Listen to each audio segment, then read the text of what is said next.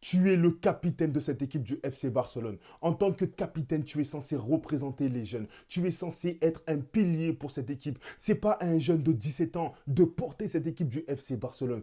Tu es censé les encourager. Tu es censé les mener vers l'avant. Hansi Flick n'est pas sur le terrain. C'est toi qui dois les diriger. C'est toi qui dois les porter. Mais qu'est-ce que tu fais? Qu'est-ce que tu fais à part nous détruire? Ter Stegen est finito. On ne retrouvera plus le Ter Stegen Masterclass qui pouvait nous faire rêver.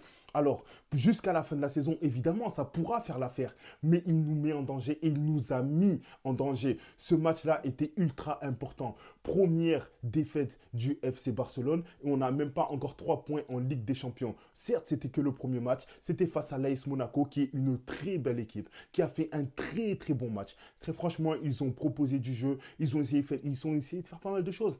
Après, voilà, les circonstances ont fait que forcément, l'AS Monaco allait nous dominer à beaucoup de moments. Ils se sont procurés énormément d'occasions et très franchement, ils n'ont pas été assez concis, en tout cas dans les derniers mètres. Ter Stegen a fait quand même quelques parades. Il a sauvé quelques buts. C'est vrai. Mais à la 10e minute, pourquoi tu nous fais quelque chose comme ça? Pourquoi tu nous fais quelque chose comme ça? Regarde Eric Garcia, l'intervention qu'il est obligé de faire. Alors Eric Garcia, il aurait pu faire mieux ou il aurait pu le laisser. Pour moi, il n'avait pas à provoquer cette faute-là. Honnêtement, il n'avait pas à le faire. Dans ces cas-là, il aurait dû laisser Marc-André Ter Stegen prendre ses responsabilités. Au pire, on serait resté à 11 contre 11 et on aurait eu largement les armes pour faire face à l'AS Monaco. Mais voilà comment on nous met en danger. Voilà comment on nous met en danger. Je suis très déçu. Forcément, je suis très déçu parce que la manière à laquelle on perd ce premier match de Ligue des Champions, honnêtement, je me sens comme la défaite qu'il y a eu face au PSG la saison passée. En quart de finale, retour de Ligue des Champions. Mais c'était à Barcelone. Et là, ça arrive face à l'AS Monaco. Encore une fois, une erreur. Une erreur. Et ça, au bout d'un moment, on ne peut pas pardonner tout ça. Ter Stegen, c'est le capitaine, je répète, c'est le capitaine de notre équipe. Il doit se reprendre, il doit faire mieux ou il va falloir mettre quelqu'un d'autre. Parce que là, ça ne va pas être possible. J'arriverai pas à avoir un Ter Stegen à ce niveau-là. Alors, bon, le moment coup de gueule est quand même passé. On va essayer de débriefer de ce match un peu objectivement. On va parler des choix de Hansi Flick. On va parler de Lamine Yamal, forcément. Mais cette première défaite, elle nous fait très mal. Elle nous fait très mal tout simplement parce qu'on était dans une très très bonne dynamique. Et c'est pas normal. Quand tu vois par exemple le début de deuxième mi-temps, ce que les Barcelonais sont capables de sortir, le jeu qu'ils sont capables de produire, tu vois que pendant 20-25 minutes, tu domines quand même l'AS Monaco, mais c'est à ce moment-là que tu dois marquer. Je suis déçu. Donc oui, forcément, je peux que être déçu. Donc voilà. Avant tout, quand même, avant d'aller plus loin, salut à tous. J'espère que vous allez bien. Très forcément, forcément, c'est assez dur. Donc voilà, comme je l'ai dit plus tôt, on va débriefer de ce match tranquillement. Le moment coup de gueule est passé. Donc je vous dis à tout de suite. Et surtout, par contre, n'hésitez surtout pas à réagir dans les commentaires, à me poser quelques questions. N'hésitez vraiment pas à vous abonner et à liker aussi. Ça fait toujours plaisir. C'est parti. Le Barça qui s'incline donc 2-1 face à l'AS Monaco. L'AS Monaco, comme je l'ai dit, a fait un très bon match. Ils ont des joueurs très très intéressants. Mbolo qui a quand même ouvert pas mal d'espace. Mais c'est vrai que le carton rouge ramassé au bout de la 10e minute nous a mis grandement en difficulté. Surtout lors de la première mi-temps, tu vois que l'AS Monaco, peu importe ce qu'ils font, ils arrivent à trouver des espaces. Tout simplement parce que ton double pivot, il manque quelqu'un. Et tu vois que Pedri est obligé de reculer pour pallier à ça. Mais tu as également tes ailiers qui sont obligés de reculer pour pallier à ça. Mais tu dois aussi aller chercher la victoire. Donc tes ailiers vont reculer. Mais il faut quand même rester assez en avant. Et premièrement, j'aimerais aussi parler de Lewandowski parce que son apport à Lewandowski, il a été nul. Et je parle du jeu sans ballon, même pas avec le ballon pour commencer. Parce que très franchement, Lewandowski, il n'a pas pesé sur la défense et il s'est fait littéralement bouffer. Il s'est littéralement fait bouffer. Il n'était pas assez dynamique. Dans le pressing, il n'était pas assez là. Et si on parle du jeu avec ballon, quand tu vois que Pedri, par exemple, il essaie de combiner avec Lamine Yamal, ça passe. Il essaie de combiner avec Rafinha, ça passe de temps en temps. Mais avec Lewandowski, mais c'est un point mort. Ce mec-là, il a un sens interdit sur le visage. C'est pas possible. C'est pas possible. Les contrôles de balles, ils sont pas bonnes. Elles sont pas bonnes, pardon. Les passes, elles sont pas bonnes. Ses prises de décision, elles sont pas bonnes. Sa prise d'information, elles sont trop tardives. Donc Lewandowski, pour moi, n'était pas dans son match. Maintenant, très clairement, ce n'est pas le fautif. C'est clairement pas le fautif. Donc voilà, tu as un Pedri qui est obligé de reculer. Donc forcément, il ne peut plus trop être à la construction. Par contre, il a essayé, à l'instar de Marc Casado, il a essayé d'être présent quand même dans ce double pivot. Mais forcément, c'est compliqué quand tu joues à 10. Tu laisses trop d'espace. Les défenseurs qui essayent de jouer haut, je parle de Koubarsi et de Inigo Martinez, qui ont réussi quand même de temps en temps à maintenir cet alignement défensif, à mettre les joueurs de Monaco dans cette position de hors-jeu, mais tu ne peux pas durer comme ça tout le match. Donc, tu as le choix, ou tu es offensif, ou tu mènes les contre-attaques, mais avec un joueur comme Lewandowski, tu ne peux pas. Et un Rafinha qui aujourd'hui, qui à mon sens en tout cas n'était pas dans un bon jour, je ne dis pas qu'il a fait un mauvais match. Par contre, son action en début de match, où il reçoit la balle en profondeur, il prend son temps pour armer son tir, mais non, c'est pas bon. Tu dois être plus rapide que ça. Tu dois être beaucoup plus rapide que ça. Tu peux faire mieux, Rafinha. Tu nous as montré à quel point tu pouvais faire mieux. Et c'est ce qu'on attendait de toi. Malheureusement, on n'a pas eu ça. Par contre, ce qu'il faut quand même retenir, c'est qu'il a quand même essayé d'aider à la défense. Il a essayé d'être là en repli pour Alejandro Balde, mais il ne pouvait pas trop le faire non plus parce que même à 10 contre 11, tu es obligé de te positionner dans une position où tu vas marquer, dans une position où tu peux prendre la profondeur.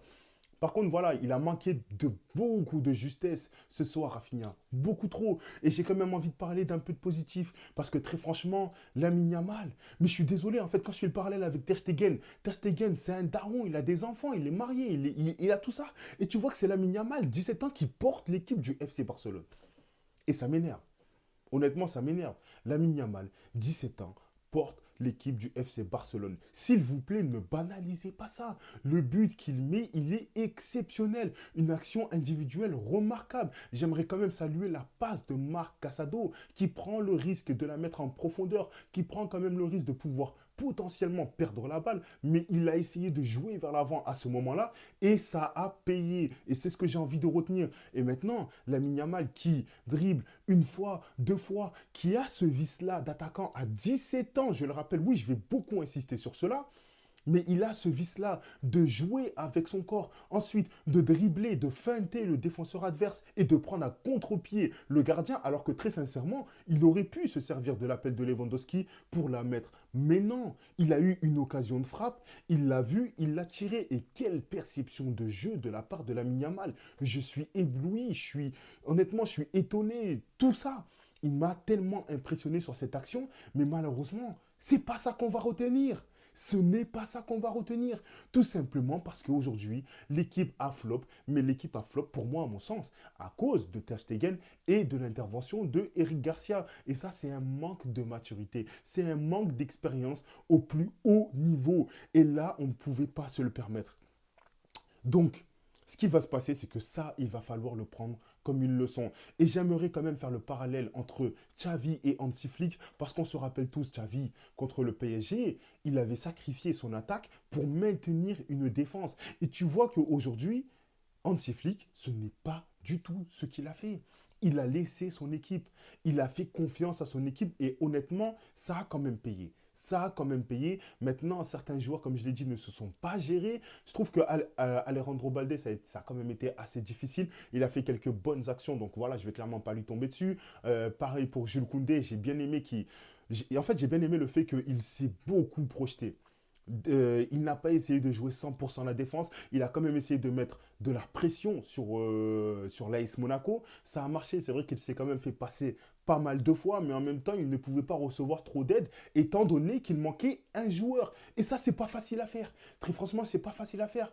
Donc j'aimerais quand même féliciter Jules Koundé pour son match, parce qu'on pourrait lui tomber dessus en disant qu'il s'est beaucoup fait passer, ou même à la défense qui a laissé beaucoup de trous, mais c'est pas de leur faute. Honnêtement, c'est pas de leur faute. Moi, j'en veux un seul joueur, même deux. C'est déjà la prise de décision de Ter Stegen. J'ai pas compris. Ok, tu as Mbolo qui bloque une ligne de passe en direction de Koundé, mais tu vois que Eric Garcia, il approche, il est suivi. C'est pas non plus un 6 de formation. Ter Stegen, tu le sais, tu es expérimenté en tant que gardien, tu as des années d'expérience. Pourquoi tu fais ça? Mais pourquoi tu nous mets autant en danger? Pourquoi tu nous as détruits? Et ça, malheureusement, on n'aura pas la réponse à notre question. Le Barça qui était dans une telle bonne dynamique, tout ça, ça a été cassé. Maintenant, oui, il va falloir se reprendre. Oui, c'était que le premier match de la Ligue des Champions. Par contre, le reste, Moi, je suis désolé, mais il va falloir faire un 7 sur 7. Et il nous reste encore des gros matchs à jouer. Il nous reste quand même le match face au Bayern, face à Dortmund. Ça va pas être évident. Donc là, va falloir se reprendre. Et j'ai confiance quand même en Hansi Flick pour ça. Et comme je l'ai dit, franchement, j'ai vraiment apprécié le fait que Hansi Flick n'a pas abandonné, il n'a pas abdiqué, il a quand même laissé ça comme possible. C'est vrai qu'il manquait Dani Olmo. Honnêtement, c'est vrai que si Dani Olmo était là, ça nous aurait fait du bien. Ça nous aurait fait du bien, mais c'est comme ça. Les blessures, ça fait partie du jeu, ça fait partie du football et on ne peut pas compenser tout cela. Et par contre, le seul choix de Hansi Flick que j'ai envie de remettre en question, c'est dans quel monde, en fait, dans quel monde tu vois, si il avait fait sortir Ferran Torres à la place de Lewandowski, oui, hein, Lewandowski, il est sorti, hein, c'est pas ce que je dis. Mais quand je vois Ferran Torres remplacer Lamine Yamal, honnêtement, je suis choqué. Honnêtement, je suis choqué. Que dire? Qu'est-ce qui va nous apporter ce joueur? Il est tellement inutile. Il est tellement inutile. Enfin bon, dans tous les cas, voilà, je ne veux pas quand même lui tomber dessus pour rien. Dans tous les cas, il n'a rien fait dans ce match-là. Mais ça va être compliqué. En tout cas, il y aura quand même le premier match ce week-end, le prochain match ce week-end qui va venir face à Villarreal. Et là, il va falloir se remobiliser. Là, il va falloir refaire des automatismes. Là, il va falloir que les joueurs se reprennent. Et très franchement, il n'y aura pas le droit à l'erreur. On est dans une bonne dynamique. Ok, c'était une erreur. Mais on a quand même une équipe qui est bourrée de talent. Et j'ai confiance quand même en Hansi Flick pour synergiser tout ça. Donc voilà, c'est la fin de cette vidéo. Très franchement, je suis quand même assez déçu. Assez déçu de la prestation des Barcelonais, ou en tout cas, comme je l'ai dit, de certains joueurs plus spécifiquement.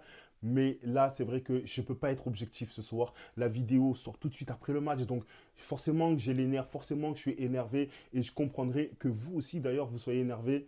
Donc voilà, on essaiera quand même de revenir demain, de parler un peu plus en détail du match sur certaines actions. Qu'est-ce que le FC Barcelone aurait pu mieux faire? Et ensuite, ce qu'il va potentiellement se passer pour la suite du FC Barcelone, pour la suite de leur prochain match, que ce soit leur campagne en Liga ou en Ligue des Champions. Il ne faut pas oublier qu'on a quand même eu le retour de Ansu Fati qui, voilà, c'est vrai qu'il n'aurait pas pu faire grand-chose dans ces dernières minutes-là, mais ça m'a quand même fait plaisir de le voir rentrer. Maintenant, voilà, on a perdu, ok. Bravo quand même à l'AS Monaco qui a fait un match formidable, hein, je trouve. Mais voilà, forcément déçu. En tout cas, c'est la fin de cette vidéo. N'hésitez pas à me donner de la force, lâcher des likes, des commentaires et surtout n'oubliez pas de vous abonner parce que ça fait toujours plaisir. Et je vous dis à très bientôt.